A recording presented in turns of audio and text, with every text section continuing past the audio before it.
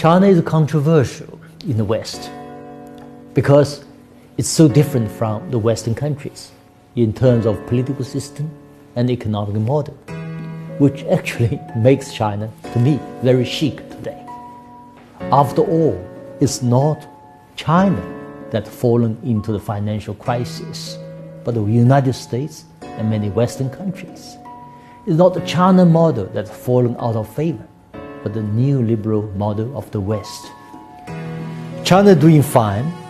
It's already the world's largest economy, calculated in purchasing power parity, and we are very proud of it. So the question is how China has made it. The answer is actually simple. 2 words, China model. What exactly it is, I will try to identify 4 features of this model for you here. First, its guiding philosophy is called seeking truth from facts, not from darkness, whether from east or west.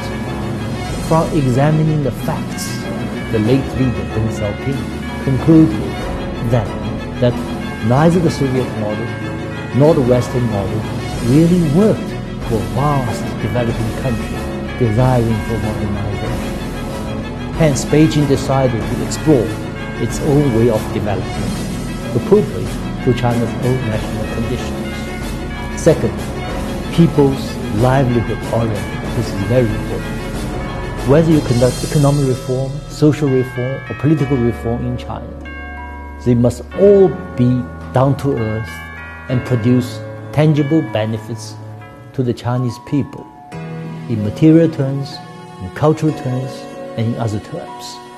This is why China has succeeded in lifting over 700 million people out of poverty, accounting for nearly 80% global poverty eradication.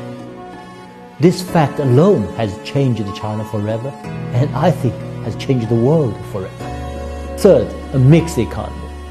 China has tried to combine the strengths of the invisible hand of the market force and visible hand of the state. China's economic system is thus called socialist market economy. When the market dynamism is released by China's gigantic economic change, the Chinese state has shown its competence in mapping out strategic plans, ensuring macro, political, and economic stability. China is proud that it can plan for the next decades and for the next generations, rather than only plan for the next 100 days as in the West.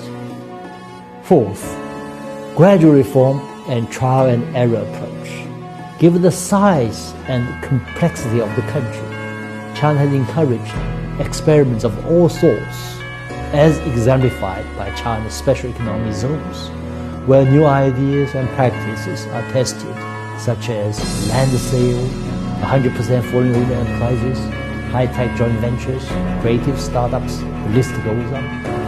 Only when new initiatives are shown to work, they are extended nationwide. In retrospect, thanks to this model, China has rejected both what I call democracy fundamentalism and the market fundamentalism, both advocated strongly by the West for so many years in the world. China rejects the so-called end of history thesis, as advocated by Francis Fukuyama, the renowned Japanese-American political scientist. China has thus avoided many pitfalls, such as the financial crisis of 2008 and Soviet-style breakups, and the country has achieved its dramatic rise as we see today.